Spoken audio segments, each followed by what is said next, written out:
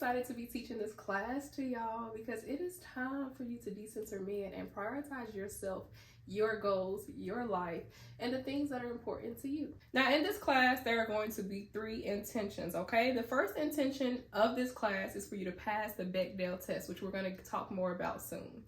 The second intention of this class is to empower you to make healthier decisions in your life. And the third intention of this class is to help you increase your connection to your feminine energy. So I hope you are as excited as I am, and I hope you are ready to take notes, and I hope you are ready to take actionable steps towards decentering men in 2025. Let's get into it. So I talked about passing the Bechdel test, but we haven't talked about what the Bechdel test is. So let's get into that. So the Bechdel test was created in 1985 by Alison Bechdel. Now, the Bechdel test includes 3 components, y'all. We are going to be working in threes throughout this. So 3 components to the Bechdel test. Now, the first component is there must be 2 women, right? The second component is these 2 women must be engaging with each other. They must be engaging with each other. The third part of the Bechdel test is that you are 2 women engaging about anything but men. So the Bechdel test has 3 parts. 2 women engaging about anything but men. Now you may be asking, Key, why does this matter? Why does it matter if we pass the Bechdel test? What's the point of passing this test? And what does this have to do with decentering men? That's what I'm here to tell you. So why does the Bechdel test matter, and what does that even have to do with decentering men? So first off, with the Bechdel test, one of the things that we have to understand is what we consume shapes our perspectives. The things that you watch on TV, the videos, the radio shows you listen to, the podcasts you listen to, the conversations that you engage in, all of these things shapes our perspective of how we view our relationships, how we view ourselves, how we engage with other people around us. So when there is a lack of female storytelling, a lack of stories that come from our narrative, what ends up happening is 3 different things. First, when your media doesn't pass the Bechdel test, the first thing that it does is reinforces the idea that our lives are revolved around men. Everything we do, men is at the center. So if all of our stories are wrapped around men, all of our stories are about our interaction with men, that's what it says about our life. That's the kind of lifestyle that a lot of women live, because those are the messages that are being reinforced in their life, is that everything comes back to a man. Next, this reinforces the idea that female relationships or platonic relationships with other women become secondary. They come secondary. So this means that your romantic relationships come before your platonic female friendships. So when nothing in your life is passing the Bechdel test, everything that you're consuming revolves around men, what ends up happening is your romantic relationships automatically take the front seat, and your platonic female relationships automatically take the back seat. You're automatically investing less energy into those relationships. Last, it also reinforces this idea that women's narratives, women's stories are not as valuable as it says that our stories are not as important to tell. It says that our experiences are not important to share. It says that the things that we go through in our personal life, our growth, our careers, the things that our business, our entrepreneurship, motherhood, our own personal stories are not as important or not as relevant to share with others. So this is why the Bechdel test really matters, because it matters what you revolve your life around, okay? It matters if every topic, every subject, everything you watch, everything you engage in comes back to men, that's going to show up in your life. It's going to show up in the decisions you make. It's going to show up in where you put your energy. It's going to show up whether you put your energy more into your romantic relationships, or are you going to put and invest energy into your platonic female relationships as well. It also shows up in what you think is valuable in your life, because when you are living a male-centered life, you do feel like the things that you experience aren't as important. It does feel like your stories aren't worth sharing. So let's explore a few male-centered narratives and how they impact the lifestyle of women. So first up, we're going to talk about how a male-centered lifestyle shapes women's priorities. First off, when you're living a male-centered lifestyle, you start believing that male approval equals validation. In your mind, if a man doesn't co-sign, it's not valid. And I want y'all to understand that this is not just about romantic relationships. This is about your boss. This is about your coworkers. This is about your male friendships. This is about all the men in your life, your dad, your uncles. Are you going to them for validation? Are you skipping over the overqualified women in your life? Are you skipping over the overqualified coworkers that you have that are female because you don't believe that it's valid unless a man gives you approval? That's a sign that you're living a male-centered lifestyle. If you know that your boss is not even that competent and you go to him knowing that he may not give you the best solution, but you know there's a woman that has the best solution, but her answer is not good enough for you, you're probably living a male-centered lifestyle. So you have to check yourself when you're looking for validation. If you feel that only a man's approval is enough validation, even when we're talking about politics, if you feel like if men are agreeing to that, that must be the right way. If the men aren't approving legislation, that must be the right thing. You are someone who's living a male-centered lifestyle, and you have to check that for yourself. You have to check when you're looking for male approval for validation. Second, when you're living a male-centered lifestyle, all of your decision-making is going to be based on what a man thinks. It's going to be based on, you're going to be thinking about what would a man do in that situation. When it's hard to compare what a man would do in that situation when a man is not birthing children. It's hard to compare what a man would do in that situation when a man is not experiencing PMS. But a lot of times women are making decisions based on what men would do, what a man would think about, how a man would handle a situation. You're thinking about your job, or you're choosing your career path. You're choosing certain things based on what you think a man would want from you, or based on what you think a man would approve. And that goes back to this number one. So if you're living a male-centered lifestyle, a lot of the decisions that you make are based on what you think a man is going to think, whether it's your partner, whether it's someone you're interested in, again, whether it's your boss. This is not just about romance, but this is about shifting how you view men in your life altogether. So if you are someone who thinks about what a man is going to think, if you're like, oh, I'm not going to wear that because men are going to think this about me. I'm not going to say that in the meeting because I don't want my male coworkers to think this of me. I'm not going to say this while I'm on a date because I don't want him to think I'm smart. If you're thinking that way, you are living a male-centered lifestyle. Last but not least, when you're living a male-centered lifestyle, we talked about this before when we talk about your priorities. Your female relationships, your relationships with women are going to suffer. They're going to suffer. Your friendships with women are going to suffer because what's going to happen is that you're just not going to have time. You're just not going to have time. You're just not going to have time for your friendships with women because when you are pouring all of your energy into your male-centered lifestyle, that's where you're hanging out. That's who you're calling when you need to express yourself. That's what you are spending your time, energy, that's what you're putting into your schedule. So your friendships with women are going to suffer because when you have male friendships and friendships with women, there's a balance of being able to say when it's time to hang out with who. Sometimes some women lose that balance because they're living a male-centered lifestyle.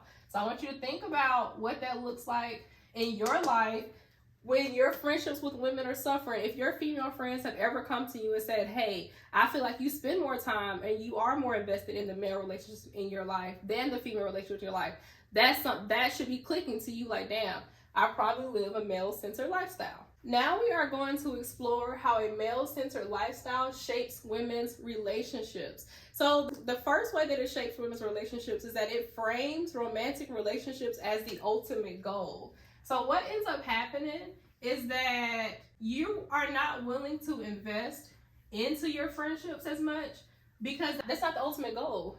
You're more invested in romantic relationships because when a romantic relationship is the ultimate goal, it feels like it's pointless to be investing in your platonic relationships with other women because romance is the only thing that's on your mind.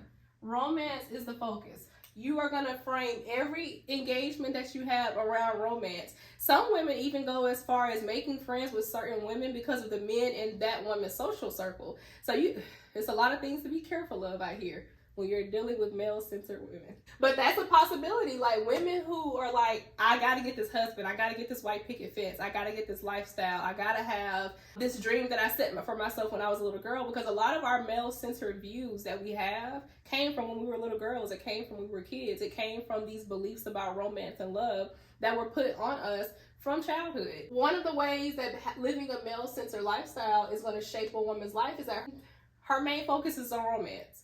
she's not really going to be invested in her female friendships because she is hyper focused on finding a man that fits the picture that she's created for her life. Next, it's going to create feuds between women. It's going to create more competition. It's going to create more competition, y'all. Susanna's going to come into the office with her new bust down, right? And then Marianne over here got her ponytail. And now these two women in the office are beefing. They're beefing in the office about some hairstyles because Mark over here done said he likes Susanna bust down better. And he don't really like what y'all got going on over there. He don't like what she got going on. He like that bust down. So now, because these are two women that are living male-centered lifestyles, they're willing to feud over something as simple as a hairstyle in order to get this man. Because when you're living a male-centered lifestyle, there's going to be unnecessary competition between women like this. You're going to be in the office beefing with somebody over a married man. You're going to be in the office beefing with somebody over a man that can't do nothing for neither one of y'all. Because when you have a male-centered lifestyle, the way that it impacts your relationship with women is that now you see women as competition. Women are no longer equal to you.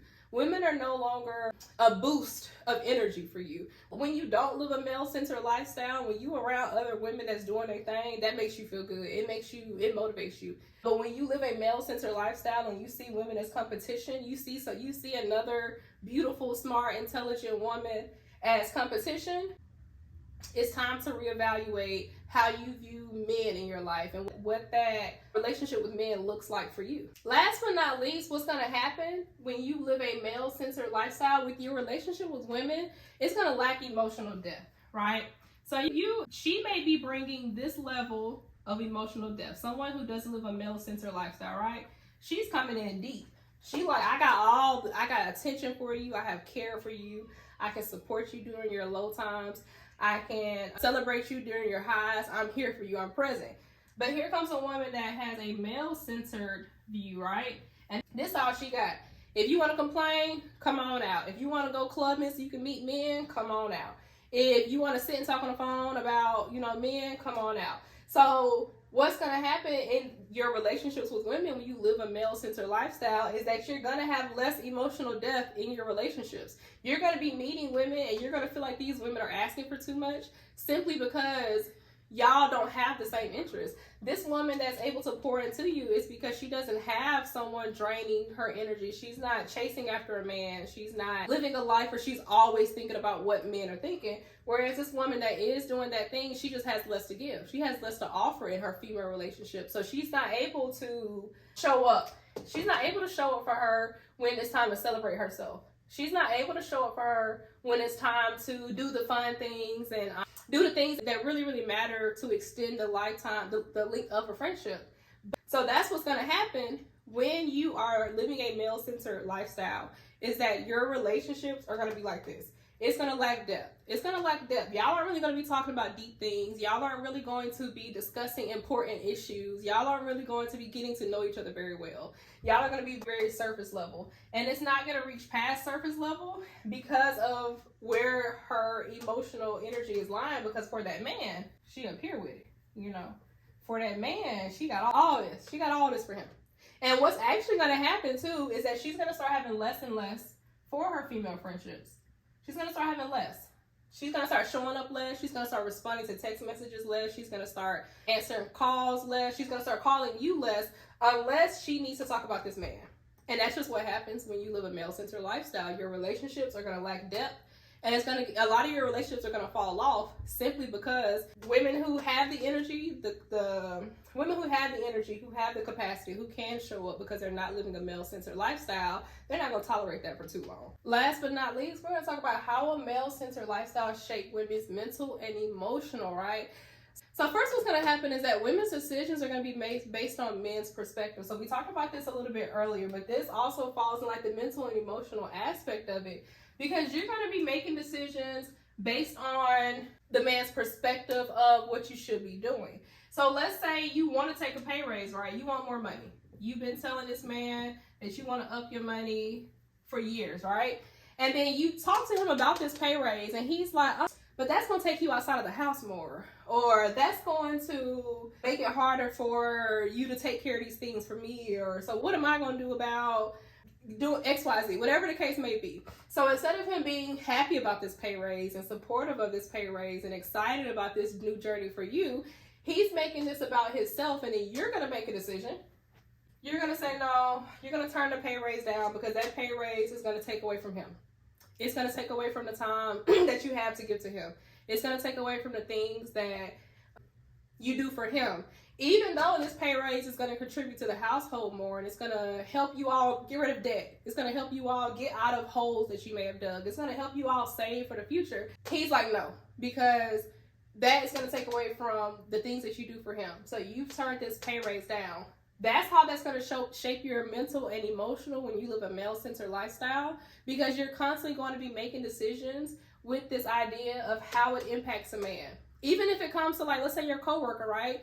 This promotion is up, but your male coworker has talked you out of this promotion because you think that he, is just telling you what's best. Whole time he wants the promotion. He feels like he should get the promotion. So you're letting this man talk you out of this promotion at work simply because you trust him. You feel like he has your best interest at heart, but in reality, he's thinking about himself.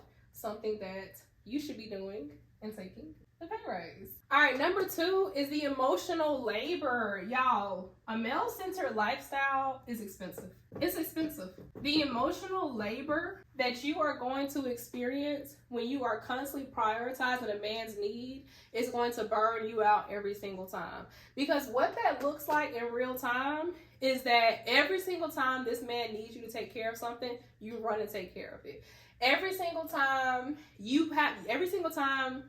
it's either you or him that needs to be inconvenienced, you're inconvenienced. That's going to burn you out every single time. Because when you're having a romantic relationship, when you have male friends, there should be like a mutual inconvenience. There are going to be times where you get inconvenienced. There are going to be times where he's inconvenienced. That's human. That's natural. That's normal. But if all the inconveniences land on you and he's living comfy on this plush cloud, it's going to be expensive. Your therapy is going to cost a lot.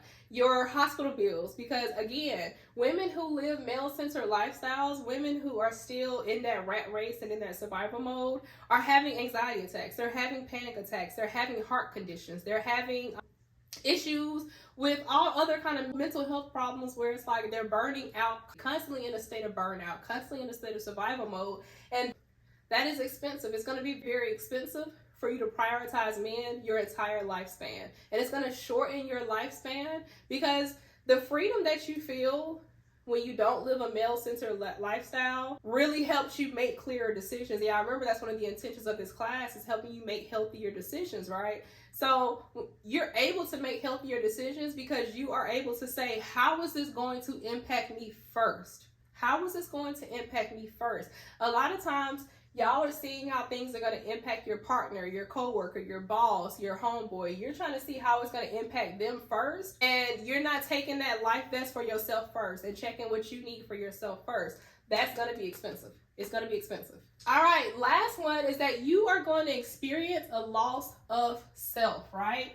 You're going to experience a loss of self. You're going to look in the mirror one day, and you're not going to have any idea who the hell you are looking at. You're not going to have any idea who this person is. No idea. This is going to be a stranger to you. Because a lot of the dreams that we have as a kid, and this is why I love talking about like inner child work. This is all about the shadow work. This is all about the healing journey. This is why I like to talk about inner child work. Because a lot of the dreams that we have as a kid, we push those off throughout our entire adult life. A lot of us wanted to dance. We don't dance at all now. Haven't danced since we were a kid. A lot of us wanted to sing. Haven't sang since a kid. A lot of us wanted to paint. A lot of us had these creative dreams and creative visions as a kid that we no longer invest in. When you live a male-centered lifestyle, you push yourself even further away from your inner child. So you're going to wake up at 40 years old. You're going to wake up at 40.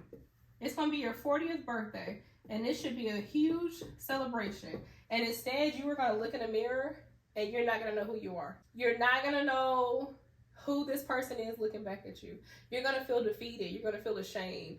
You're going to feel lost. And you're going to wonder why. You're going to wonder what happened. And I'm here to tell you that what's happening is that you are so stuck in a male-centered lifestyle that you are so disconnected from your inner child that you have strayed too far away.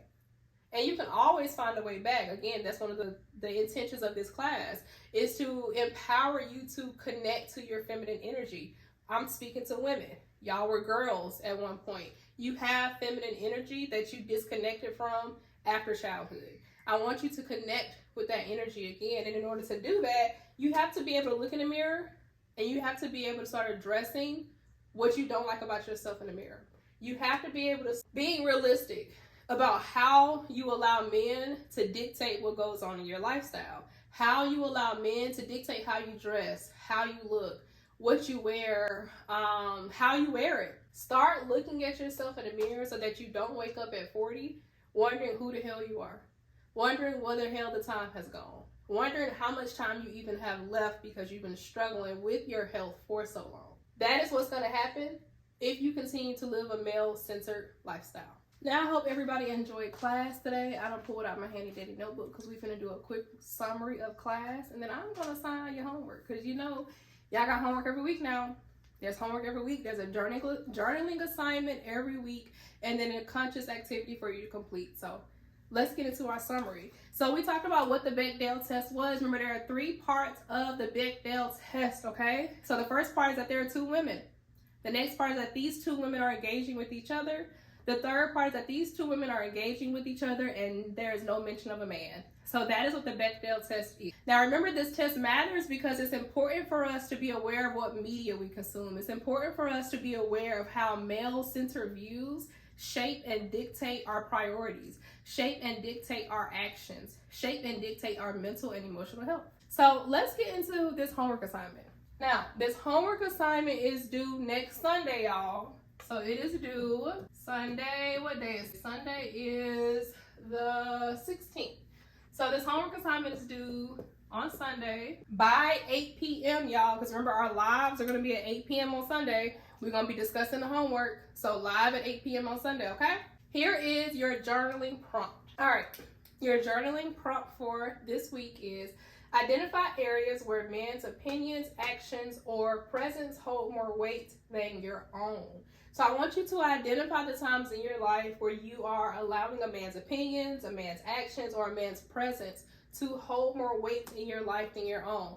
Now, this can be any influence, y'all. This can be media. So we can be talking about the news. We can be talking about politics. We can be talking about TV shows, movies, podcasts, whatever. This can also be your boss. This can also be your partner. This can be your homeboy, your friends, your associates, the men that you interact with on social media. Any man in your life, y'all. This is not just about your romantic partners. This is about men, period. So I want you to identify areas where any of these men's opinions or any of these men's actions or any of these men's presence hold more weight than your own. And we are going to talk about this journaling assignment next week. Make sure y'all screenshot now. Screenshot it. Share it with me if you would like. I would love for y'all to share your journal activities publicly, but if not, make sure you're at the live at 8 p.m. on Sunday. Okay, so that was your journaling prompt, but you also have a conscious conversation exercise. So this is what your conscious, let me write that, conscious conversation exercise. Okay, so your conscious conversation exercise is, I want you to spend 15 minutes talking to a woman about anything, but I want you to spend 15 minutes talking to another woman about anything but a man. So 0 mention of men. Absolutely no mention of man. I mean none. I don't care if a man said that you had nice eyebrows at the park. We ain't talking about that shit. We ain't talking about that right now, okay? So 15 minutes talking to a woman about anything but a man. Now, if this does not feel like a challenge for you, because these conscious conversation exercises are expected to be a challenge. If 15 minutes is not a challenge for you, I want you to up it to an amount that's a challenge. So if 15 minutes is easy, I can go 15 minutes without talking to a man. That's nothing. Can you go 30?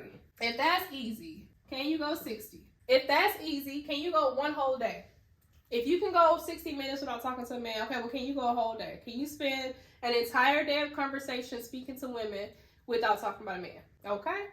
That is your conscious conversation exercise. I gave you a journaling prompt, but I also want you to reflect on how this exercise was. So along with your journaling prompt, do some reflection about how this felt. So whenever you finish the conscious conversation exercise, y'all have a week to do it because homework is due on Sunday. So make sure you spend that 15 minutes. I'm only requiring 15 minutes. But again, if this is not a challenge for you, up it. Because it should feel like a challenge. I want it to feel like a challenge. I want to push you past your limits in this class over these next 6 weeks. So spend 15 minutes talking to a woman about anything but a man. And we will meet back on next Sunday to discuss the journaling prompt. And we will discuss the conscious conversation exercise, and we will talk about it live. So super excited to have y'all with me on this journey. Thank you to everyone who is joining in, who is tuning in.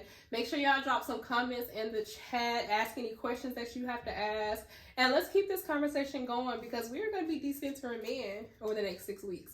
Because you deserve to feel empowered. You deserve to make decisions based on what is best for you in your life. And you deserve to live more conscious and free.